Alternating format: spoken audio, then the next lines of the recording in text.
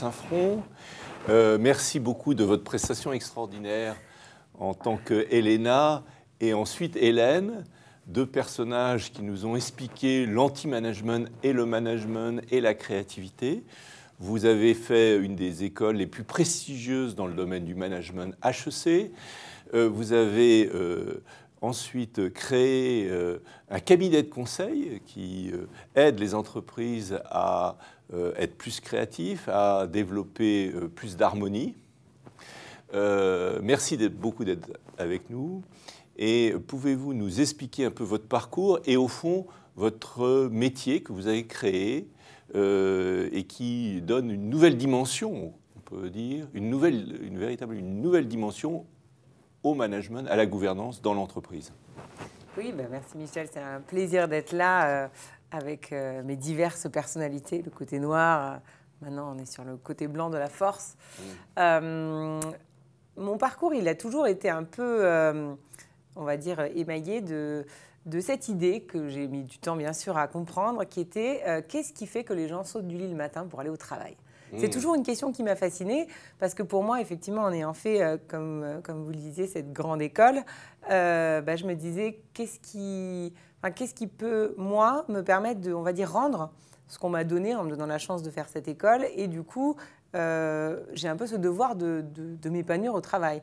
Et je me rendais compte que ce n'était pas une évidence. C'est-à-dire que pour beaucoup de gens, le travail n'était pas forcément une source de plaisir, de motivation. Et pourtant, j'ai connu, donc, en particulier en créant donc d'abord une et demie entreprise au Portugal, qui n'avait rien à voir avec ce que je fais maintenant, cet esprit entrepreneurial et cette extraordinaire motivation de personnes qui ne vont même pas être payées et qui pourtant sont vraiment extrêmement heureuses d'aller au travail. Donc c'est un peu cette idée-là qui a été le fil rouge. J'ai ensuite travaillé effectivement sur cette notion de neurosciences, donc comprendre comment le cerveau fonctionne, pour comprendre au-delà de l'environnement, qu'est-ce qu'il va faire à l'intérieur aussi, qu'on va pouvoir mettre en place des stratégies qui vont nous permettre d'être créatifs, d'être heureux. Parce qu'effectivement, le lien entre créativité et plaisir est évident. C'est-à-dire que quand on est dans notre zone qu'on appelle de flow, c'est ce moment où, quand on fait une activité, on ne sent même pas qu'on l'a fait, tellement on est dedans. Souvent, ce sont des activités qui sont créatives. Donc le fait de créer, c'est une vraie source de motivation au travail en particulier. Et la notion de business harmony, donc là, effectivement, le cabinet que j'ai co-créé s'appelle Business Harmonist. Et là, l'idée, c'était de se dire que ce qui va vraiment favoriser la créativité, c'est un environnement général qui permettra cette créativité. On peut avoir un peu de créativité dans son coin, mais pour que toute l'entreprise soit créative, il faut que cette entreprise soit en cohérence. Et en cohérence avec quoi ? En cohérence avec son identité. Parce que les entreprises, dans ce monde complexe, elles sont un peu perdues en termes de qui elles sont. Et ce qui est intéressant, c'est que chaque entreprise, pourtant, a une identité. Tout comme chaque personne, vous et moi, nous avons notre propre identité. Et c'est cette identité, quand on arrive à la déceler et surtout à l'assumer, cette identité qui se compose évidemment de valeurs, d'une mission, mais qui va au-delà de créer juste des jobs ou de l'argent, on se rend compte que ça libère une énergie extraordinaire et en particulier une énergie créative en interne dans l'entreprise. Et donc l'idée de Business Harmonist, c'était d'aider les entreprises justement à travailler sur qui elles sont en termes d'identité profonde et forte. Comment est-ce qu'elles peuvent tout mettre en cohérence, donc depuis leur communication jusqu'à leur process, leurs produits, leur offre, leurs clients, leur recrutement, autour de cette identité, et comment elles peuvent aussi, grâce à ça, gagner en agilité, donc en capacité d'adaptation à un monde toujours plus complexe. Alors, vous développez là une idée qui est extrêmement importante, qui est presque quasiment platonicienne, qui est l'idée que derrière chaque entité, une entreprise, un individu, on pourrait dire un animal, un pays, il y a une sorte de génie singulier, de singularité, une forme d'altérité, on pourrait dire en philosophie, et que si on construit son projet autour de cette altérité, qui parfois nous fait peur, surtout quand on est en face d'Elena, qui fait tout pour vous effacer en tant qu'altérité, en tant que singularité, eh bien, si on l'assume complètement, ça vous donne du bonheur et aussi beaucoup d'énergie et aussi beaucoup de succès parce qu'on crée de la différence. Exactement, tout à fait. C'est effectivement, on se rend compte que le paradigme de réussite des entreprises a beaucoup changé. C'est-à-dire que là où avant on cherchait à gagner en productivité, en efficacité, donc produire plus et plus vite, maintenant on se rend compte que ce qui fera vraiment la différence, c'est ce petit plus, ce petit extra, supplément d'âme, on pourrait dire, qui vont faire qu'on va se rappeler de l'entreprise, qu'on va se rappeler de ses produits, qu'on va se rappeler de l'interaction qu'on aura eue avec le vendeur ou avec le service client. Et c'est tous ces petits aspects qui sont finalement très inconscients qui vont faire qu'on va vouloir acheter à nouveau auprès de l'entreprise. Donc ces entreprises-là qui arrivent à avoir cette identité forte, non seulement elles vont attirer beaucoup plus de talents, parce que en particulier les jeunes recherchent ce sens, cette personnalité, cet effet un peu... mais qui sont un peu, ils sont bizarres, mais justement ça m'attire, ça m'intrigue, et ils vont attirer évidemment aussi beaucoup plus de clients qui se reconnaissent du coup dans cette identité, dans ces valeurs, et donc cette cohérence depuis les personnes qu'on attire jusque les personnes à qui on offre le produit et même l'écosystème plus général, c'est effectivement ça qui va être la clé du succès. Et dans l'entreprise en particulier, les collaborateurs évidemment, pour être cohérents, il faut qu'eux-mêmes effectivement se sentent raisonner avec cette identité de l'entreprise et qu'on mette en place aussi une forme de management qui permette de libérer cette créativité, de libérer cette énergie et donc qui permette à chacun, en s'épanouissant, en créant un peu justement son propre job, d'être une source évidemment d'innovation, d'adaptation qui va faire que l'entreprise va continuellement évoluer et donc du coup va avoir un succès durable. Alors, quelles sont les clés de ce fantastique saut dans l'inconnu qu'est le management créatif? Alors, pour se focaliser, on va dire, sur le management créatif, donc évidemment, l'idée, hein, et c'est là-dessus que repose beaucoup l'approche Business Harmony, c'est qu'il faut d'abord avoir une vraie conscience de qui on est. Parce que voilà, ça permet d'avoir conscience à la fois de nos forces, mais aussi peut-être de nos limites. Et la créativité, elle fonctionne mieux quand on a un cadre. Plus on a quelque chose de... C'est ce qui est un peu paradoxal, parce qu'on va voir que briser les cadres aide aussi la créativité. Mais plus on a quelque chose de bien défini, on sait dans quel espace on est, et plus le groupe va du coup pouvoir libérer, parce qu'il est dans un espace entre guillemets sécurisé, il sait où il est, avec qui il est et pourquoi il est là. Chacun du coup trouve sa place. D'où l'importance de bien fixer les lignes rouges et les lignes vertes souvent. Tout à fait. C'est-à-dire au fond, qu'est-ce qu'on ne veut absolument pas enfreindre, et puis par contre les espaces de liberté, et que effectivement les individus ainsi se sentent en confiance pour créer et ne soient pas constamment terrorisés par Elena qui les prend tout le temps en faute. Exactement. Donc effectivement, deux clés qui vont être très importantes par rapport à ça, c'est évidemment la notion de confiance.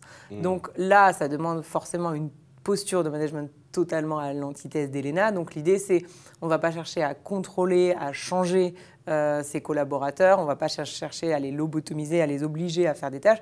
On va chercher qu'est-ce qu'ils ont comme potentiel, qu'est-ce qu'ils ont envie de développer, qui ils sont réellement, où est leur richesse et comment est-ce qu'on peut les aider à développer cette voie. Donc c'est vraiment trouver eux-mêmes leur voie et la développer. Donc même si quelqu'un a fait une formation qui était de comptabilité, s'il se rend compte qu'en fait il a un bagou extraordinaire et qu'en fait c'est dans le commercial qui s'éclaterait le plus, ben, aucun problème. On va le laisser justement essayer, expérimenter. Donc c'est vraiment une notion de confiance qui veut dire une forme hiérarchique, on va dire beaucoup plus souple. Donc on peut avoir toujours un rôle un peu de manager, mais cette fois-ci ce ne sera pas un rôle de contrôle, mais un rôle de soutien, de support, de coaching de son équipe. Il s'agit quasiment de révéler le génie de chacun. En fait, on essaye de trouver cette petite étincelle extraordinaire chez chacun et de le révéler. Exactement. Et c'est là qu'effectivement, un travail sur la conscience donc, du groupe, mais aussi la conscience de chaque individu va être très importante. C'est être capable de comprendre qui je suis et de le communiquer aux autres. Ce qui veut dire créer aussi un climat où la communication est totalement libérée. Ce qui veut dire, et ça c'est très important pour la créativité, c'est qu'il faut être capable d'exprimer son désaccord. Et là, la notion de conflit est très très importante. S'il n'y a pas de conflit, on ne peut pas être créatif. Il faut que les gens soient capables de donner des idées en disant j'ose donner mon idée, mais je sais qu'en face, on pourra me dire avec ça, je ne suis pas d'accord, avec ça, je suis d'accord, etc. Être capable de remettre en question absolument tout le système en permanence. Et c'est ça qui va générer aussi cette vague de créativité, c'est cette liberté d'être capable d'exprimer un désaccord, d'être capable même de rentrer en conflit s'il le faut. Et là, il y a beaucoup de processus de gestion des conflits qui vont permettre de les faire émerger de manière constructive et positive. Et justement, de pouvoir en faire émerger des idées. Oui, alors le terme conflit fait plus penser à quelque chose qui serait sans espoir, qui nous amènerait vers une sorte de terreur à nouveau, et on retombe là chez Elena. En fait, ce que vous expliquez, c'est l'importance dans les organisations créatives d'exprimer sa différence. Ce n'est pas obligatoirement le conflit, c'est que je peux ne pas être d'accord avec vous. Oui. Et c'est OK, quoi. Mais c'est pas obligatoirement, je ne suis pas obligatoirement en conflit, simplement je ne suis pas d'accord avec vous. Bien et sûr. chacun exprime ses désaccords et on va construire à partir de ces désaccords. On va se mettre d'ailleurs même d'accord sur ce quoi on n'est pas d'accord. Et c'est ça la clé, c'est en fait d'être capable de se mettre d'accord sur les points où on est en accord. Et là, on retrouve les lignes vertes et les points de désaccord. Et alors, à ce moment-là, travailler sur ces points de désaccord et se dire, bon, ben voilà, qu'est-ce qu'on en fait de ces points de désaccord? Comment on travaille dessus? Bon, ben, pour l'instant, je suis d'accord d'être d'accord avec toi, mais sache que je ne suis pas en accord. Enfin, gérer cet espace de création qui sont dans les interstices, dans les endroits où on ne sait pas encore comment on va trouver un accord. Exactement. Et ça, c'est vrai que c'est une mentalité aussi de se dire, il n'y a pas forcément un gagnant, un perdant. C'est-à-dire qu'effectivement, dans la notion de conflit, il y a le côté, il y en a un qui a raison, un qui a tort. Et en fait, l'idée, c'est de se dire pas forcément, puisque exactement comme vous l'avez dit, on est tous différents. Donc chacun a une personnalité et chacun, dans son monde, dans sa vision du monde, a raison. Oui, c'est ça, c'est un peu ce qu'évoquait Olivier Zara dans une autre émission sur la multidimensionnalité du monde. On n'est pas dans un monde unidimensionnel, on est dans un monde multidimensionnel où chacun, à travers son génie, ses talents, révèle une dimension du monde. Et c'est pour ça que c'est important d'écouter chacun dans sa différence. Exactement, donc ça va vraiment être laisser chacun exprimer ce qu'il est. Et ce qui va être important aussi par rapport à ça, c'est effectivement de complètement détruire cette peur de l'échec, cette peur qui peut être d'ailleurs une peur du conflit aussi. C'est vraiment la peur de la remise en question et c'est en valorisant ça qu'on va réussir au contraire à libérer énormément d'idées de créativité. Et ça passe par la valorisation, mais vraiment tangible. Donc par exemple, moi, j'avais participé à quelque chose qu'on appelle la Fuck Up Night. La Fuck Up Night, c'est un lieu où on rassemble des personnes qui ont lamentablement foiré dans leur entreprise. C'était le cas d'une de mes premières boîtes et qui vont venir raconter leur échec et on va les applaudir, on va leur demander mais justement quelles leçons vous en avez tirées. Donc voir en fait tout le bénéfice qu'on tire d'avoir vécu un échec et le fait de valoriser cet échec et bien sûr d'être dans l'absence totale de jugement, de dépréciation, etc. Ça va énormément libérer les gens et ils vont du coup oser assumer le fait qu'ils peuvent être différents, ne pas être d'accord et surtout ils vont enfin réussir à se convaincre qu'ils sont créatifs. Oui, on parle même de célébration de l'échec. C'est une idée clé des écosystèmes les plus innovants de la planète, notamment en Californie, où on fait des grandes fêtes autour des échecs, ce qui permet accessoirement de connaître des grandes réussites aussi. Voilà, exactement. L'idée, c'est qu'on ne peut pas... Enfin, il y a 100% des personnes qui ont réussi ont d'abord essayé. Et quand on essaye, il y a forcément une chance qu'on échoue. Et donc, c'est vraiment important de lancer toujours cette dynamique d'expérimentation. Donc, ça veut dire que dans l'organisation, il faut permettre ce champ d'expérimentation. Et permettre ce champ d'expérimentation, ça demande évidemment de laisser de l'espace pour ça, donc de l'espace physique et de l'espace temporel. Ça veut dire donc autant que possible, évidemment, sortir totalement des environnements de travail aseptisés, mais au contraire avoir au moins certains lieux qui sont favorables à la créativité, donc qui vont, comme vous le disiez dans la première discussion, cette idée d'explorer d'autres mondes, d'avoir des images, des stimulations qui vont nous permettre d'avoir des idées totalement différentes, d'être dans un environnement incongru, parfois même, je ne sais pas, simplement aller dehors, dans la pelouse, sur un café, etc. Ça va beaucoup aider à favoriser la créativité. Et laisser du temps, ça veut dire évidemment assouplir beaucoup le rythme de travail, laisser chacun travailler à son rythme parce qu'on ne peut pas forcer la créativité. On ne peut pas dire à quelqu'un « sois créatif ». Ça, c'est Elena pourrait essayer de le faire pour derrière expliquer à la personne combien elle est incapable d'avoir des idées. Mais quand on nous demande sur ordre d'être créatif, c'est extrêmement difficile de se mettre dans ce mode adaptatif dont on parlait. Donc là, il va être important de laisser aux gens des temps où ils peuvent justement avoir cette capacité de simplement laisser les idées venir.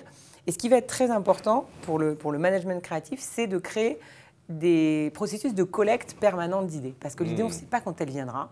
Et donc voilà, c'est comme un papillon qui passe. Il faut savoir le capturer parce qu'ensuite, il est parti et peut-être on ne s'en rappellera pas. Donc avoir des systèmes de boîte à idées, virtuelles ou physiques, des capacités de noter en permanence toutes les idées qui peuvent venir, de les rassembler et bien sûr de les partager parce que, comme le disait Olivier Zara, effectivement, c'est cette intelligence collective, cette capacité à mettre bout à bout des idées qui vont créer ces idées extraordinaires qui font le succès des entreprises.